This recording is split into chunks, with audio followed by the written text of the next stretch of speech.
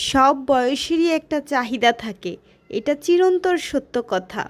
Hello everyone, it's me জ্যোতি। কি অবস্থা সবার? আশা করছি যে যেখানে আছেন খুব ভালো আছেন। মানুষ যে বলে সব বয়সেরই একটা চাহিদা আছে, কথাটা কিন্তু আসলেই সত্য। এই কথার মানেটা আগে না বুঝলেও কিন্তু এখন আমি বুঝতে পারি। একটা সময় ছিল যখন নিজের সাজসজ্জা নিয়েই সারাদিন পড়ে থাকতাম। সুন্দর ড্রেস আপ, তার সাথে ম্যাচিং করে জুতা, জুয়েলারি ইত্যাদি ইত্যাদি আর কি। কিন্তু এখন আর ওইসব জিনিসের প্রতি আকর্ষণ নেই বললেই চলে।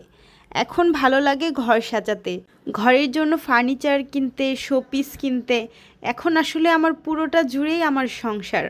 এখন আর নিজের প্রতি যে ওইরকম যত্ন, কেয়ার ওইসব বলতে গেলে নেই বললেই চলে। এখন আমার সবটা জুড়েই আমার সংসার আর সন্তান। মেয়েকে কোন ড্রেসটা পরলে ভালো লাগবে, ড্রেসের সাথে ম্যাচিং করে জুয়েলারি, হেয়ার ব্যান্ড এসবই এখন মাথার ভিতরে ঘুরে। কিভাবে মেয়েকে পরাবো, কিভাবে ম্যাচিং করে পরালে সুন্দর লাগবে, এই আর কি। যুক্ত হয়েছে সাথে আমার ছেলেও আলহামদুলিল্লাহ। তবে মেয়ে বাবুদের সাজাতে কিন্তু একটু বেশিই ভালো লাগে। এখন আর নিজের জন্য কোনো কিছু কিনতে ইচ্ছে করে না। যা কিনতে ইচ্ছে করে মনে হয় যে সবই কিনি আমার সন্তান আর সংসারের জন্য। আগে কসমেটিক্সের দোকানে গেলে জুয়েলারি, কসমেটিক্স বিভিন্ন এগুলো দেখে আসতে ইচ্ছে করতো না। আর এখন বিভিন্ন কুকারিজের দোকানে গেলে সংসারের জন্য কোন জিনিসটা কিনবো, মনে হয় যে আমি স্বর্গে চলে এসেছি।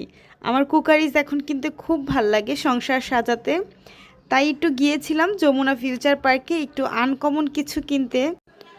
তবে ওইখানের জিনিসপত্রের দাম একদম ধরাছোঁয়ার বাহিরে। এখানে বাচ্চাদের জন্য কিছু টয়েস দেখছিলাম, জিনিসগুলোর দাম হলেও কিন্তু কোয়ালিটি খুব ভালো ছিল। দেন আমরা জুতার দোকানে চলে গিয়েছিলাম, কারণ ইয়াজদান এখন বড় হয়ে গেছে একটু। আগের জুতা এখন আর ওর পায়ে ফিটিং হচ্ছে না, তাই গিয়েছিলাম ওর জন্য জুতা কিনতে। ওর বাবা জুতা দেখছিল। এই ছোট ছোট জুতার প্রাইস একদম 3,000 4,000। বড়দের জুতার প্রাইসও কিন্তু এত বেশি না। দেখে তারপর জুতার প্রাইসটা আমাদের কাছে অতিরিক্ত মনে হলো কোয়ালিটির থেকে। তারপর ওই দোকান থেকে আমরা বের হয়ে গেলাম, আর এর ভিতরে একটু মিরর সেলফিও তুলে নিলাম। দেখুন যমুনা ফিউচার পার্কটা দেখতে কিন্তু খুবই সুন্দর লাগছে। ওর বাবা মেয়ে হাঁটা শুরু করছে। তারপর আমরা একটু আড়ঙে ঢুকেছিলাম। আড়ঙে আসলে ভিডিও করা নিষেধ, তাও আমি আর কি বাঙালি বলে কথা একটু লুকিয়ে ভিডিও করেছিলাম। আড়ঙের জিনিসপত্র আমার বরাবরই খুব ভাল লাগে, বিশেষ করে ওদের ঘর সাজানোর যে জিনিসপত্রগুলা, সেগুলো একদম আমার ইচ্ছে করে যে পুরো আড়ংটা যদি তুলে নিয়ে আসতে পারতাম তাহলে দারুণ হতো। শপিং করার ফাঁকে এদিকে আমার ছেলে আবার খেলাধুলা করছিল। ও শপিং মলে হাঁটাহাঁটি করছিল, মনে হচ্ছে যে এটা ওর নিজের বাসা। একদম দৌড়াদৌড়ি করে পুরো শপিং মল যেন মাতিয়ে রেখেছে। দেন ওর বাবা ওকে কোলে নিয়ে নিল, কারণ শপিং মলে অনেক মানুষ থাকে, কারো গায়ের সাথে ধাক্কা খেয়ে পড়ে যেতে পারে। তারপর আবারও একটু ঘোরাঘুরি করছিলাম। মূলত গিয়েছিলাম একটু ঘোরাঘুরি করতে, আর আনকমন কিছু ভালো লাগলে সেটা নিয়ে আসবো এই ভেবে আর কি। যাই হোক, যমুনা ফিউচার পার্ক আমাদের নিম্ন মধ্যবিত্তর জন্য না। সেখানকার জিনিসগুলো খুবই কোয়ালিটিফুল, কিন্তু আসলে এর দামটা একদম নাগালের বাহিরে। যাই হোক, এদিকে আমি মিরর সেলফি তুলছিলাম, আর ট্রায়াল রুমে ইউসরাও ট্রায়াল দিচ্ছিল ড্রেস। তারপর দেখছিলাম আর ভিডিও করছিলাম, এই আর কি। তারপর চোখে কিছু ব্যাগ আটকালো। ব্যাগগুলো আসলেই চমৎকার, লিপস্টিক, ডলার, মানে বিভিন্ন আনকমন ডিজাইনের, খুবই ভালো লাগছিল। তারপর এদিকে চলে গেলাম বাটা শোরুমে। বাটা শোরুমে গিয়ে এখানে একদম একটা প্লেজোন দেখতে পেলাম। সেটা দেখে ইউসরা তো একদম মহা খুশি। এখন শুধু ইউসরা না, ইয়াজদানও কিন্তু প্লেজোন দেখলে খুবই খুশি হয়, কারণ এখন সে খেলতে শিখে গেছে। তাই প্লেজোন দেখলে একদম কুল থেকে নেমে দৌড়ে চলে যায়, সে খেলাধুলা করবে এর জন্য আর কি। দেন এখানে কিছুক্ষণ সময় কাটালাম, কারণ এখান থেকে ইউসরা আসতেই চাচ্ছিল না। ইউসরা আর ইয়াজদান কতক্ষণ খেলা করছিল আমরা দেখছিলাম, আরও বাচ্চারাও খেলা করছিল, ওদের গার্ডিয়ানরাও এখানে ছিল। তারপর ওর বাবা ইয়াজদানকে খেলতে শিখিয়ে দিচ্ছিল যে কিভাবে খেলতে হয়।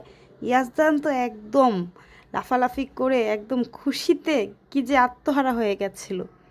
ভিডিওটা দেখে আপনারা বুঝতে পারছেন এখানে ইয়াজদান যে কতটা খুশি হচ্ছিল, কারণ বাচ্চারা আসলে অন্যান্য বাচ্চা খেলাধুলা এগুলা খুবই পছন্দ করে। এখানে যেহেতু আরও বাচ্চারা ছিল, ওদের সাথে খেলাধুলা করতে ইয়াজদান ইউসরা দুইজনই একদম মানে ওরা আসতেই চাচ্ছিল না। আর ইয়াজদান দেখেন কিভাবে লাফাচ্ছে তিরিং বিরিং করে। যখনই বলছিলাম ইয়াজদান চলো খেলা হয়েছে, এখন আমরা জুতা কিনবো তোমার জন্য, না সে কিছুতেই আসবে না, সে আরও খেলাধুলা করবে। সে একদম চিল্লানি শুরু করছিল। তারপর ওর বাবা ওকে আরও খেলাধুলা শিখিয়ে দিচ্ছিল কীভাবে স্লিপারে খেলতে হবে। দেখেন আমার ছোট্ট বাচ্চাটা কত বড় হয়ে গেছে মাশাল্লাহ, এখন সে স্লিপারও খেলতে পারে। এদিকে ইউসরা তো একদম সোনায় সোহাগা, সে ছোট থেকে এসব প্লে জোনে খেলতে পছন্দ করে, এখন তো বড় হয়েছে, এখন আরও বেশি বুঝে। এখন তো সে প্লে জোন থেকে আসতেই চায় না। যেখানেই যাই যদি ওর চোখের সামনে প্লে জোন পড়ে তাহলে ওইখান থেকে ইউসরাকে আনা একদম মুশকিল হয়ে পড়ে। এখন তার সাথে আবার তার ভাইও যোগ হয়েছে, একদম যেন সোনায় সোহাগা। দুই ভাই বোন মিলে ইচ্ছে মতো খেলাধুলা করে, আনন্দ করে। আসলে আমরাও দেখি, দেখেও ভাল লাগে, চোখের শান্তি। বাচ্চা কাচ্চা খুশি থাকলে সব বাবা মারই খুব ভাল লাগে। এদিকে ইয়াজদান দেখেন স্লিপার খেলছিল। মাশাল্লাহ মাশাল্লাহ, আমার ছেলেটা অনেক বড় হয়ে যাচ্ছে, এখন সে স্লিপারও খেলতে পারে। এই তো কিছুদিন আগে সে একদম ছোট্ট কুলের বাবু ছিল, এখন মাশাল্লাহ দেখেন কি সুন্দর নিজে নিজে স্লিপার খেলছে। সবাই আমার দুইটা বাচ্চার জন্য অনেক দোয়া করবেন, সবার বাচ্চার প্রতি আমারও অনেক দোয়া রইল। এখন সে যে ঢেকি খেলছিল নাকি লারে লাপ্পা, যাই হোক এটার নাম আমি জানি না, দুই ভাই বোন মিলে খেলা করছিল। ওর বাবা ওদেরকে হেল্প করছিল, কিভাবে খেলতে হবে আমার ছেলেকে দেখিয়ে দিচ্ছিল। দুই ভাই বোন খেলে তো একদম খুশি, কি দেখেন ইউসরাও খুশি ইয়াজদানও খুশি, আর এটা দেখে আমারও চোখে শান্তি।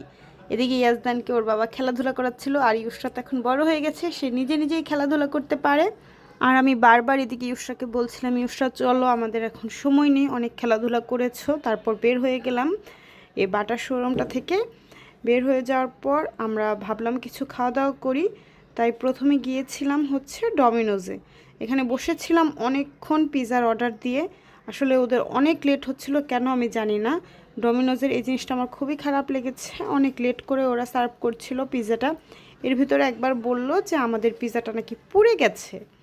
তারপর আমাদেরকে কিছুক্ষণ আর একটু ওয়েট করতে বললো, তারপর আমাদের পিৎজাটা তারা আবার বানালো। যাই হোক এদিক দিয়ে তারপর এখন কি করব, সময় পাস করার জন্য বসে গল্প করছিলাম। তারপরে পিৎজা আসতে আসতে ইয়াজদান ঘুমিয়ে গেল, আর ওর বাবা ঘুমন্ত অবস্থায় ছেলেকে কুলে নিয়ে পিৎজা খাচ্ছিল।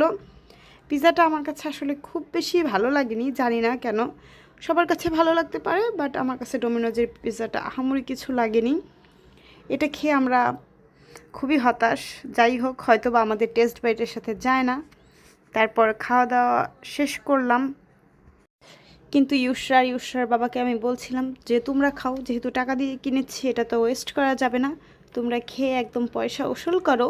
ডমিনোজের পিৎজা খেয়ে তৃপ্তি হয়নি, এজন্য তারপর সাথেই ছিল পিৎজা হাট, ওইখানে আমরা চলে গেলাম।